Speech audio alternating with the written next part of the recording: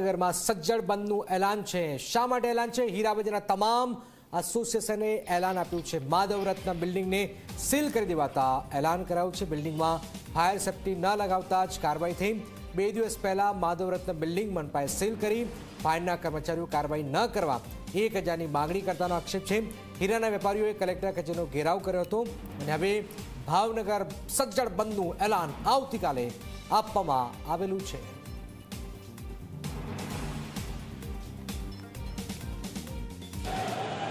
सातसो થી 800 दुकान है और एम 5 થી 7,000 लोग काम करे छे અને એને રિલેટેડ આખા ભાવનગર જિલ્લામાં 1 લાખ લોકોને રોજીરોટી આ બિલ્ડિંગમાંથી જ મળે છે અને એટલે 1 લાખથી વધારે લોકોને અસર થશે। આવતીકાલે આખો ભાવનગર જિલ્લાના દરેક એસોસિએશન, બોટાદ જિલ્લાના એસોસિએશને બધાય ભાવનગર ડાયમંડ બંધનું એલાન આપેલું છે। ભાવનગર મહાનગરપાલિકાના ફાયર વિભાગ દ્વારા માધવ રત્ન બિલ્ડિંગ છે એને સીલ કરી દેવામાં આવી છે, જેના પગલે વેપારીઓ દ્વારા વિરોધ કરવામાં આવ્યો છે। હું આપને બતાવવાનો પ્રયાસ કરીશ કે જે 2 દિવસ પૂર્વે જે માધવ રત્ન બિલ્ડિંગ છે કે જેને ફાયર સેફટીના મુદ્દે મનપા દ્વારા જે સીલ મારી દેવામાં આવ્યા હતા। મોડી રાત્રિ દરમિયાન ફાયર વિભાગના જે અધિકારીઓ કર્મચારીઓ ત્યાં પહોંચ્યા હતા અને 700થી વધુ ઓફિસો ધરાવતું જે માધવ રત્ન બિલ્ડિંગ કે જેની અંદર હીરાના વેપારીઓની જે ઓફિસો આવેલી છે અને આ જે હીરાની ઓફિસો છે તેને સંકળાઈને લગભગ ભાવનગરના 1 લાખથી વધુ જે કર્મચારીઓ છે રોજીરોટી મેળવતા હોય છે, ત્યારે એ બિલ્ડિંગને સીલ કરી દેવામાં આવતા વિરોધનો વંટોળ છે જોવા મળી રહ્યો છે। આ જે સીલ મારવામાં આવ્યા છે ને પગલે ભાવનગરના તમામ એસોસિએશન છે તેને સમર્થન જાહેર કર્યું છે। આવતીકાલે 1 દિવસ માટે આખા જે ભાવનગરની તમામ હીરા બજાર છે એ બંધ રહેશે, પરંતુ અત્યારે ખાસ તો જે વેપારીઓ છે આપણી સાથે જોડાયા છે એમની સાથે વાત કરશું। સંજયભાઈ, હું આપને પૂછવા માંગીશ, જે રીતના મુકેશભાઈ જે માહોલ છે સર્જાયો છે અને શાને લઈને આ વિરોધનો વંટોળ છે?